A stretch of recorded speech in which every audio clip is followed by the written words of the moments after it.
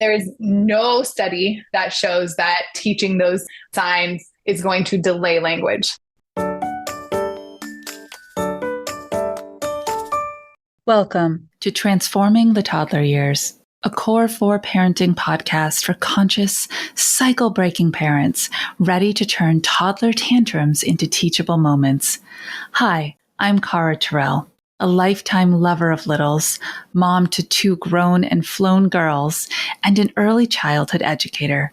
Through the show, I teach you my collaborative parenting methodology for nurturing your little human's mind, body, and spirit. Because how you connect and collaborate in the first 5 years is how you raise happy, healthy kids who grow into the best version of themselves and find true success in school and life. My guest today is Jessie Kensey. She is exactly what we've been looking for here on the podcast. She's a pediatric speech language pathologist and a toddler mom. If you have a kiddo who is a late talker, this is the episode for you.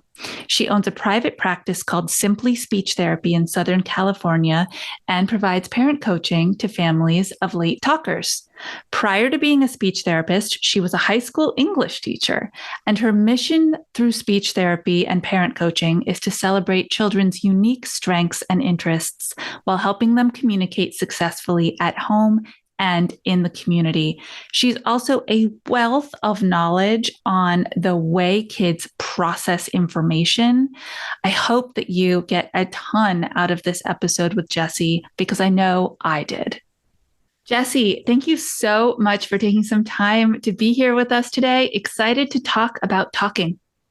Yeah, I'm really excited to be here. Thank you for having me. Of course. Late talkers are not a new phenomenon in the world of toddlerhood, but we have seen more and more of them because of our COVID experience and our pandemic pause. So you being here is perfect timing for parents who have kind of later age toddlers even and are feeling like, I just don't know if they have enough words, and we're having some communication frustration. Yeah, absolutely. I've definitely seen that since COVID. The number of kiddos that are kind of those late talkers has increased. And so I'm happy to be able to share some information and hopefully give some tips to parents that are helpful.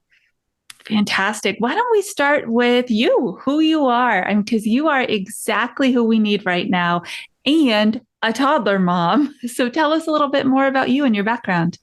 Yeah, absolutely. So that's exactly it. I am a toddler mom. I have a 1-year-old at home. So I am living and breathing this every single day, which is great.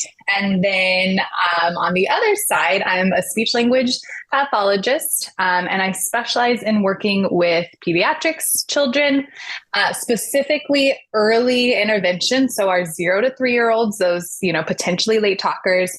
And then I also spend a lot of time working with Gestalt language processors. And that tends to be a little bit in the autism world. Wow.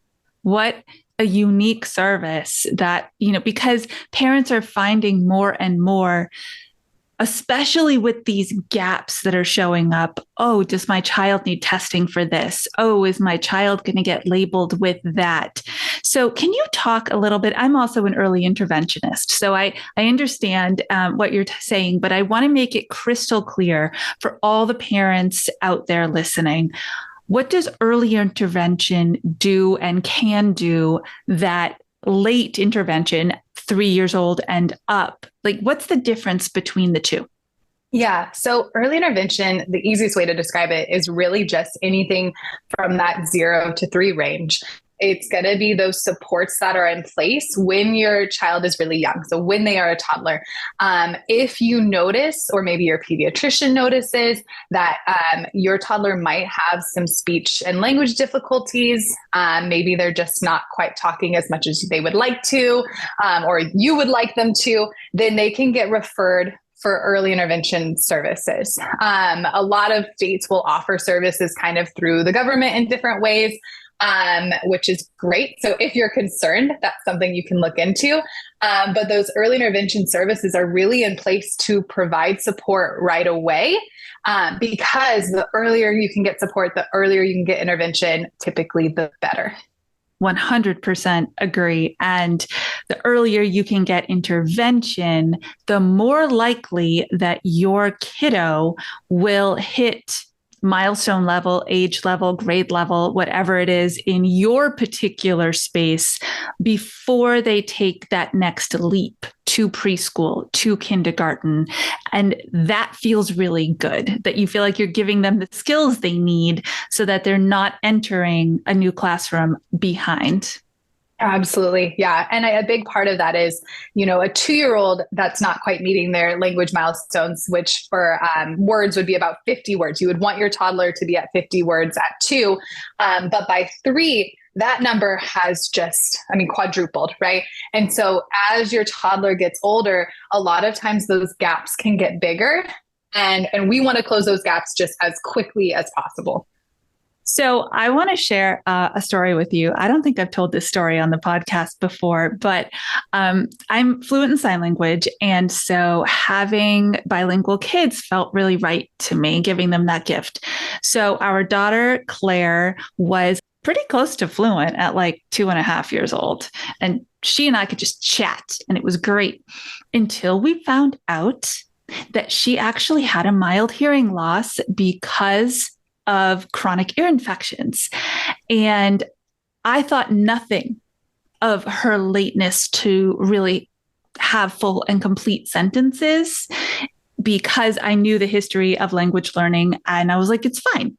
She's going to pop it out and one day this whole full sentence is going to come out.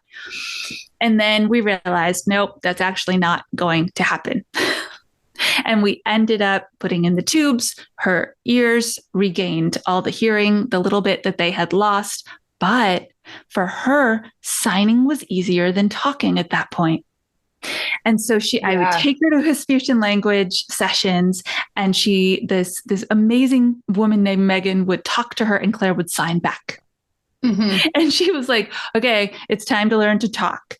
And so it's a real challenge sometimes to know if your child is really speech delayed or they're just prioritizing some other learning. So you talked about how you also work with kids who have some processing issues and challenges. How can you tell the difference between my words aren't coming out right, I don't have enough vocabulary, and I'm not processing the information the way I should? Yeah. So I think when you start speech services, or really even just as a parent, you're kind of doing that detective work, that's exactly what you're doing. You're being a detective. You're looking at that kiddo as a whole, and you want to see where they're at because there's such a range. So you want to ask about, have they had a lot of, ear infections? Have they ever had tubes in their ears? Because just like your story, that can really make a big impact. And so we want to know those things, right? Because that could be part of the reason. We want to know if they're understanding language really, really well. And then they're just not quite saying words yet, or if they kind of are struggling in both areas. So that's what I'm going to look at too, because if your child is struggling to understand words, they're not going to find the meaning to actually say them, right? So we have to get that understanding in place before you're able to use those words and really start to see those words kind of take place in those sentences and things like that. And then processing is a whole other thing. There's really 2 different ways that kids can process language. Neither is right or wrong. They're both just different. So some kids are analytic language processors. And that's kind of what you expect when you have a baby. You're like, they're going to learn 1 word and then 2 words and then 3 words, and then they're going to be saying sentences. A Gestalt language processor is going to almost do that in reverse. They're going to learn phrases. So they might say, it's time to go home anytime they want to leave and they want to, leave the room or leave, to go outside. They might say that phrase. And then what those kiddos need to do is they need to learn that phrase can be broken down into individual words. So it's really interesting starting to work with a child and kind of exploring like, how are they learning language? And then what's going to be the best way to support them? Wow. So they almost overgeneralize the phrase. Yeah, exactly. So for them, for a Gestalt language processor, a lot of times those phrases are more of an emotional meaning than the actual literal meaning. So it might be tied to more of like how they felt in that moment and less around what the actual words mean. I love this because people say to me all the time, especially guests on the show, they're like, let me just remind you that kids engage with the world with their hearts. And as adults, we engage with our brains. And so this reminder that they're using language, but it's coming from a place of emotion is really important for us especially when as parents, we're feeling distressed and worried, our emotions are off kilter. It's hard to have perspective when you're looking at your child. Absolutely, absolutely. And I know this with my own son, right? It's so easy to start looking at these milestones, or you see something on Instagram, or you talk to your neighbor who has a toddler the same age, and you get into that comparison, and it's scary and it's completely normal. But every child just really learns at their own rate. Like my kiddo was a super early walker, but skipped crawling altogether, right? And that's okay. And other kiddos are going to be really strong crawlers, and then they're going to learn to walk. It's the same thing for talking. Kids are going to have different strengths, and you're going to kind of see them come out at different times. As long as they're kind of falling in those general milestones, then they're doing okay. Yes. Progress, tiny little steps of progress, as long as you're seeing forward movement. So can you then talk to us about how we as humans, we instinctually react and we do what we think is best. Now, we know, especially right now, we're talking about conscious parenting. A lot of people are talking about reparenting. They're really going backwards to try to kind of assess that programming that was given to them when they were young. But again, when we are struggling, that's the immediate reaction that we have, is to use the words that we heard when we were little and to set the expectations that we were taught are right. So in your opinion, what's the one mistake that we're making when we react to these kids, and in the name of trying to help them talk more? Yeah, absolutely. So there's one mistake that I see over and over and over again. Almost every parent does it. And again, it is very well-meaning. If you notice that your child is not talking, the first thing parents start to do is they start asking their child to say lots of words. Say ball, say cookie, say, I don't know, any other word you can think of, right? And so you start asking them and you start saying things like, use your words. And that kind of has the opposite of effect of what we want. So we really don't want to put that pressure on a toddler to use their words. What we want to do is, instead of saying, say this, say this, say this, we really want to just model language that they can use. So this means basically when you are talking, you're talking in words that you want your child to say. And you're understanding that your child is probably not going to say really long sentences right away, right? You're going to be modeling language in, short, simple phrases. And that's the most meaningful way. So instead of saying, say this or use your words, if your child is pointing to a banana, you can just say, it's a banana. Want banana, more banana. And they're going to hear that word banana over and over and over again. And that's the best way to support your child's language and support their vocabulary growth. Modeling really is the key to everything, isn't it? And like you said, that instinct is just so strong. And interestingly, if they're Gestalt learners or thinkers or processors, having them parrot that one word is going to do very little for them. Yeah, you might notice that they're really not catching on to it. You might notice that they kind of get stuck. Like they might learn that one word because you kept asking them to say it, but then you notice like, wait, they're only saying one words and they're really not growing. So sometimes you can see that. And so really modeling language is just the best overall tip I can give you, because modeling those short phrases is going to give them the language that you want them to say. And it's also going to support them really no matter how they're learning. So I have a couple of questions because I've been waiting to ask somebody these for a long time. Communication frustration goes hand in hand, right? And for those of you out there saying, okay, those are big fancy words, what do you mean? It means that your child melts down, tantrums, or cries because they know what they're thinking, but they can't effectively communicate it to you. What are your best tips for what parents can say to their kids when that's what they realize is happening, right? We look at it as a behavior and we're like, stop crying, but they're not behaving badly. They're frustrated. Yeah. Struggling with communication, there's a really big correlation between tantrums and frustration, right? And if you think about it, you can completely understand how frustrating would it be to know exactly what you want and not be able to say it, right? And our toddlers get into that stage. And so a lot of those behaviors are really just them struggling to communicate. And so, yes, that's absolutely. So the tips that I would say is, one, and you had touched on this in your story earlier, I do love basic sign language. It's one of my favorite things. I started using it very early with my toddler. And he signs more, he signs all done, he signs want, he signs milk. So those things that you're seeing, consistently come up and are things that your child is going to be asking for, teaching them those basic signs can really help. Typically, kiddos can sign before they're going to start talking, whether they're going to be a late talker or not. Signing is just something that they can do first. So that's big.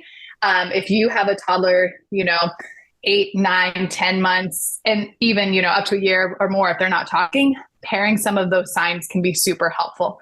And there is no study that shows that teaching those signs is going to delay language. So I know a lot of parents are like, well, I don't want them to learn sign because I want them to talk. I want to just say that is not what the research shows. So baby signs, I think, are absolutely great. And then the other one is that I tell my families all the time, I want to acknowledge everything a child is saying or attempting to communicate. So if they are talking in their own language, or if you can't understand them, it's okay to say, I hear you. I'm sorry, I don't understand you right now. And then you can use things like, can you show me? Here, can you take me over there? Can you point? And so if they're not able to communicate to you yet, or if you're not understanding them yet, just acknowledging, I hear you. I heard what you're trying to say. I'm sorry, I didn't understand you. And then using some other strategies like giving 2 choices or having them show you what they're looking for. That can be really helpful. I love it so much because you're also anchoring what I call the core 4 connectors, right? There's that relationship piece that you're building. And when you say to a kid, I hear you, you're saying, I hear you auditorily, but you're also saying, I hear you. I am willing to listen to you. And that relationship, especially for kids who are going to struggle with some of this stuff and it's going to be hard to get through, is such an important key. I also want to just share with you and everyone who's listening, I designed a course and it's super simple. It's 1 sign a day for 21 days. And I call it Sign to Speak, the communication bridge.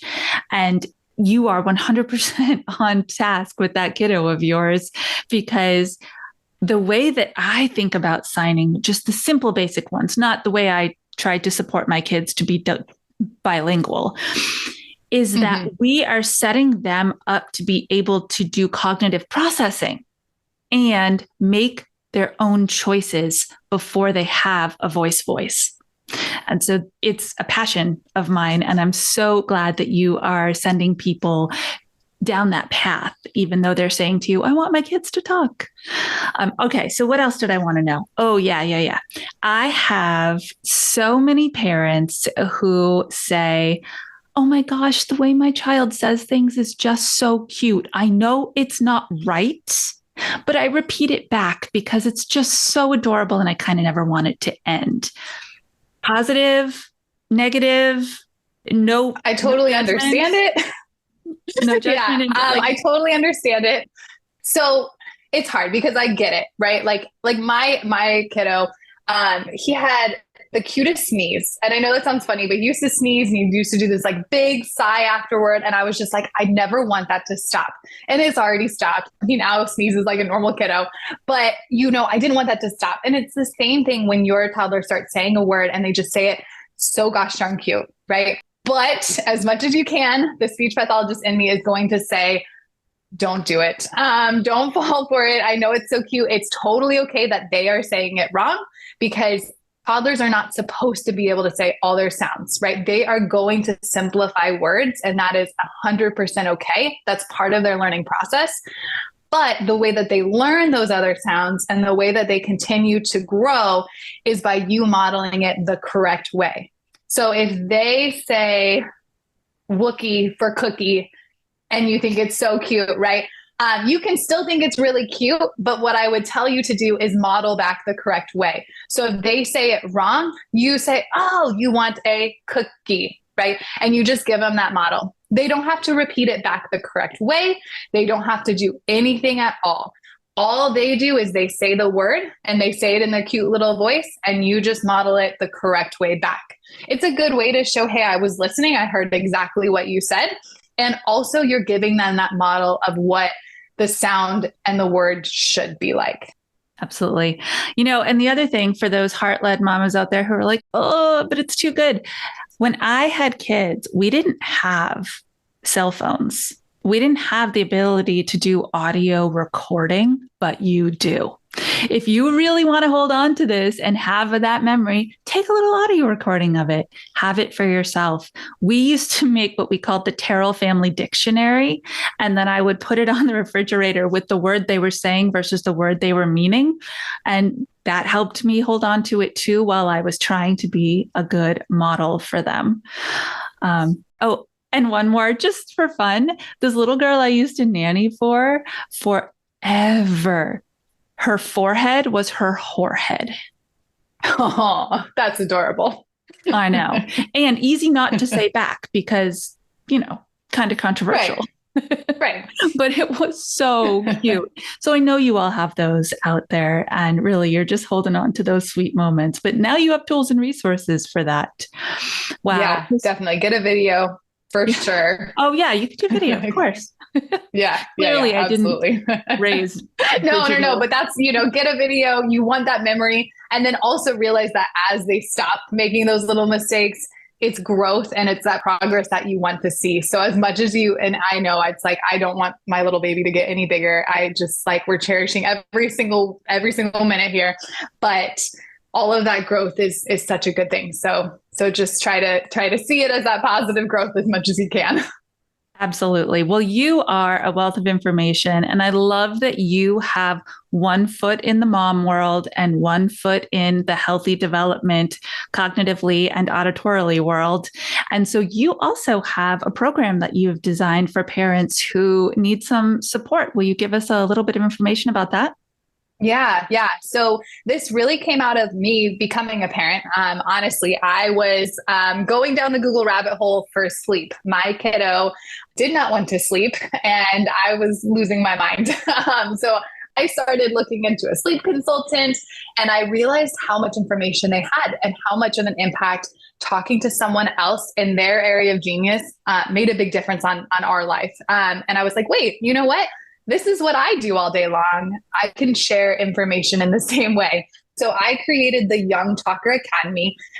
It's one-on-one parent coaching. So it's really just me jumping on Zoom calls with the family to provide support. So I'm training the parents. So if you're listening and you're concerned about your toddler talking, I'm talking with parents of late talkers, and I'm giving you specific tips and strategies and tools that you can use. And the reason I like that one-on-one training is because I want to meet each toddler exactly where they're at. So if you're interested in that, that is a program that I would love for you to look into. And we will have that link directly in the show notes. So super easy to click and read and explore. Well, thank you so much for taking time to share with us today. So many big tips and tidbits came out of this episode. And I am looking forward to hearing and seeing what people tell us in the comments, and they leave ratings and reviews. And please follow up with me if somebody does sign up with you, because then I know that we are making the impact and some little human's life is going to be impacted in a really positive way. Absolutely. Yeah, I will do that for sure. Well, for all of you out there, whether you are parents, caregivers, grandparents, or educators, stay mindful and proactive as we continue to transform the toddler years.